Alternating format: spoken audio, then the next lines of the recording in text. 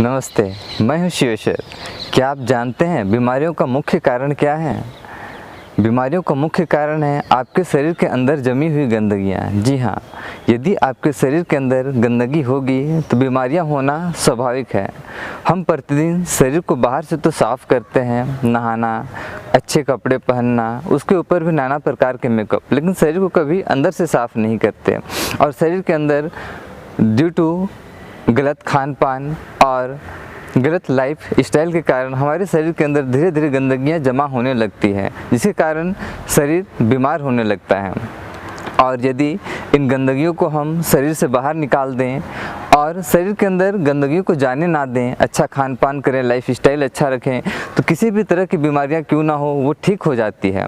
जो शरीर अंदर से साफ़ होगा वो कभी बीमार हो ही नहीं सकता है। योग में शरीर को अंदर से साफ करने के लिए कई सारी विधियों का वर्णन है। उसमें से एक विधि है दंड धौती का अभ्यास। दंड धौती मुख्यतः जो हमारा आहार नाल है और जो हमारा स्टमक है उसमें गंदगी के रूप में जमी हुई पित्त और कफ को साफ करने में हमारा मदद करता है। तो इससे पित्त और कफ से होने वाली जितनी बीमारियां हैं उसको ठीक किया जा सकता है। आयुर्वेद कहता है कि पित्त से 40 तरह की बीमारियां और कफ से 20 तरह की बीमारियां हो सकती हैं। तो इन सारी बीमारियों को ठीक करने में दंड धौती का अभ्यास हमारा मदद करता है। दंड धौती के अभ्यास से पित्त से होने वाली समस्याएं जैसे acidity, hyper acidity, acid reflection, chest तथा थ्रोट बर्न जैसी समस्याओं को ठीक किया जा सकता है। और कफ से होने वाली समस्या जैसे ब्रोंकाइटिस, अस्थमा, साइनुसिटिस की प्रॉब्लम, rhinitis की प्रॉब्लम और कई तरह की एलर्जियां जो होती है उन्हें भी ठीक करने में हमारा काफ़ी हेल्प करता है। और अदर प्रॉब्लम जैसे यदि आपको आर्थराइटिस वगैरह की प्रॉब्लम हो या फिर माइग्रेन वगैरह की प्रॉब्लम हो, ऐसी समस्याओं को भी यह मैनेज करने, कंट्रोल करने में हमारा मदद करता है। यदि इनमें से कोई बीमारियां आपको हैं तो इनको ठीक करने में तो यह हेल्प करेगा ही, और नहीं है फिर भी अगर आप दंड धौती का अभ्यास करते हैं और एक्सेस पित्त और कफ जो आपके शरीर में जमा हैं उन्हें आप बाहर निकाल देते हैं तो फ्यूचर में इस तरह की समस्याएं कभी आपको आएंगी नहीं। दंड धौती का अभ्यास आपको मॉर्निंग में ही करना है। मॉर्निंग में बॉयल ओपनिंग और ब्रश वगैरह करने के बाद, फ्रेश होने के बाद आप दंड धौती का अभ्यास कर सकते हैं। आपको ध्यान रखना है, आपको ब्रेकफास्ट वगैरह करने से पहले करना है, पेट खाली होना चाहिए। अगर आप दंड धौती के बाद कोई अभ्यास करते हैं, आसन प्राणायाम और किसी एक्सरसाइज वगैरह का, तो उससे आपको पहले करना है। दंड धौती का अभ्यास जो हमारे ऋषि मुनि करते थे, जो एंशिएंट टेक्निक था, उसमें वो यूज करते थे केले के डंडे का, तने का अंदर का डंडा, या तो फिर हल्दी के तने का अंदर का डंडा, या तो बेंत का यूज करते थे। उससे वो अपने आहार नाल और पेट की सफाई किया करते थे। लेकिन चूँकि हर जगह आधुनिकीकरण हो चुका है तो योग में भी कुछ आधुनिकीकरण हो चुका है। और अभी आधुनिक समय में, मॉडर्न टाइम में जो दंड धौती का अभ्यास होता है वो इस रबड़ से बने हुए दंड से होता है।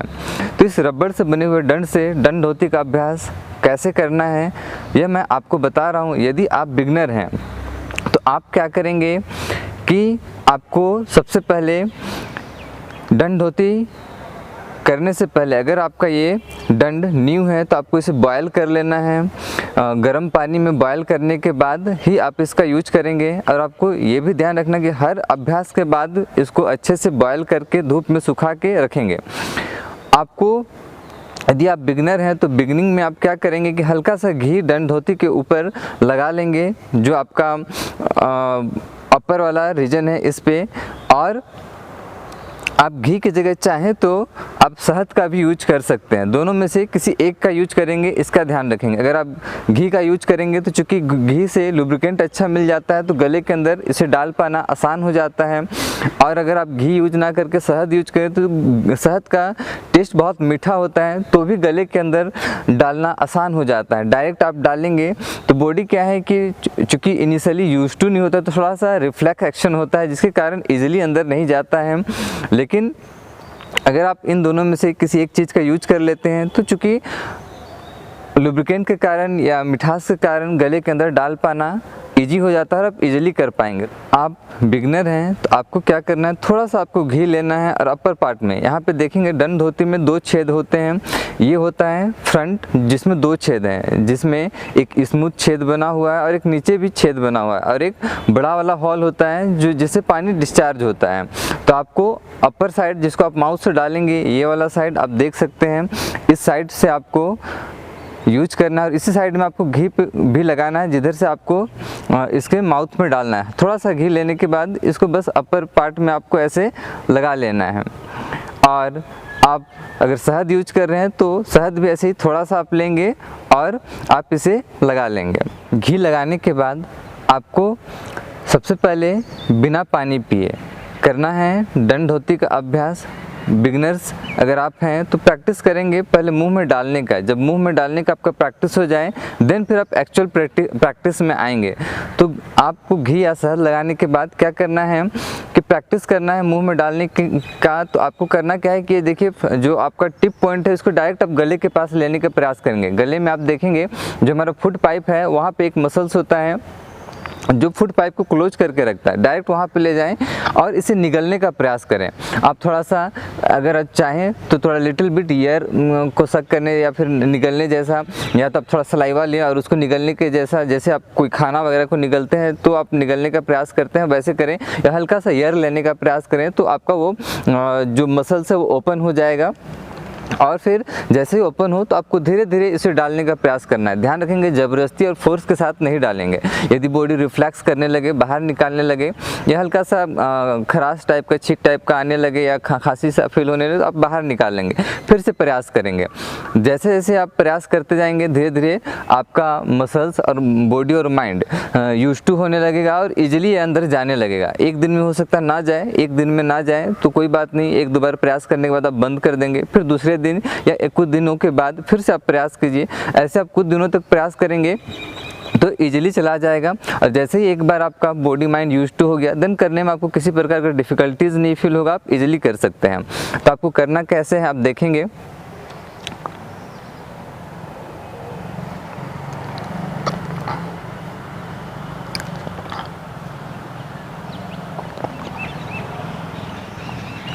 आप अगर स्टार्टिंग में हैं, बिगनर हैं, तो पहले थोड़ा सा डालने के बाद निकाल लेंगे। ऐसे फिर रेगुलर कुछ दिनों तक प्रैक्टिस करेंगे। फिर से मैं आपको डाल के दिखा रहा हूँ। 2-4 बार डालने के बाद कुछ दिनों के बाद फिर से 2-4 बार ऐसे डालने का प्रयास करें।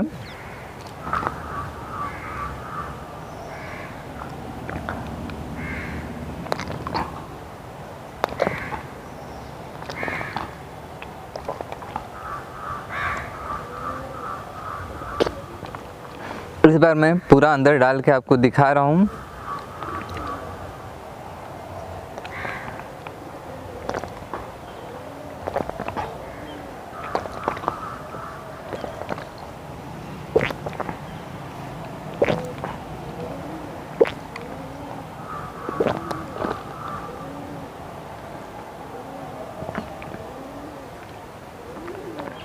दंड धोती के अभ्यास के लिए जब आप परफेक्ट हो जाएं तो आपको 3 से 4 गिलास पानी पी के अभ्यास करना है। तो आपको क्या करना है, 3 से 4 गिलास पानी लेना है और उस पर रेशियो आप ध्यान रखेंगे कि आपको 1 लीटर में लगभग 1 टीस्पून सेंधा नमक का यूज करना है।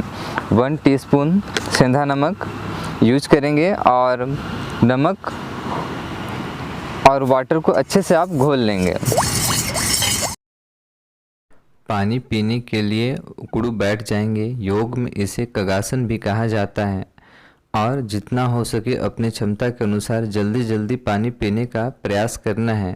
पानी पीने के बाद बिना देर किए हुए अभ्यास को जल्दी प्रारंभ करेंगे। लेट करने पे पानी डाइजेशन प्रोसेस में चला जाता है। यदि आप बिगनर हैं तो आपको दंड धोती को अंदर डालने के बाद जब डालने का प्रैक्टिस हो जाए तो आप क्या करेंगे, 1 गिलास पानी पिएंगे। 1 गिलास पानी पीने के बाद आप अभ्यास करेंगे, फिर 2 गिलास से करेंगे, फिर 3 गिलास से करेंगे। ऐसे ऐसे धीरे धीरे अपनी कैपेसिटी को बढ़ाते जाएंगे और प्रैक्टिस हो जाने के बाद आपको घी या शहद की भी ज़रूरत नहीं होगी। और जब आप परफेक्ट हो जाएं तो 3 से 4 गिलास अपनी क्षमता के अनुसार पानी पिए और प्रैक्टिस करें। करना कैसे है चलिए देखते हैं हम। दोनों हाथों से पाइप को पकड़ें और टिप पॉइंट को गले के पास लेके आएं और जैसे आप खाने को निगलते हैं वैसे ही पाइप को निगलते जाएं। जैसे जैसे पाइप अंदर जाता जाए धीरे धीरे दोनों हाथों से पकड़ के अंदर की ओर डालते जाएं और निगलते जाएं। जल्दबाजी ना करें, धीरे धीरे निगलें। पाइप के 3/4 पार्ट को आप माउथ के अंदर डालें और 1/4 पार्ट को बाहर ही रखें। हाथों से पकड़े रहें और धीरे से सामने की ओर झुक जाएं। पानी खुद ब खुद बाहर आने लगेगा। ना आए तो पाइप को थोड़ा सा माउथ के अंदर बाहर करेंगे, थोड़ा सा आपको वोमिटिंग सा फील होगा और पानी खुद ब खुद बाहर आने लग जाएगा। फिर आप होल्ड कर लेंगे तब तक जब तक कि पानी पूरा आना बंद ना हो जाए।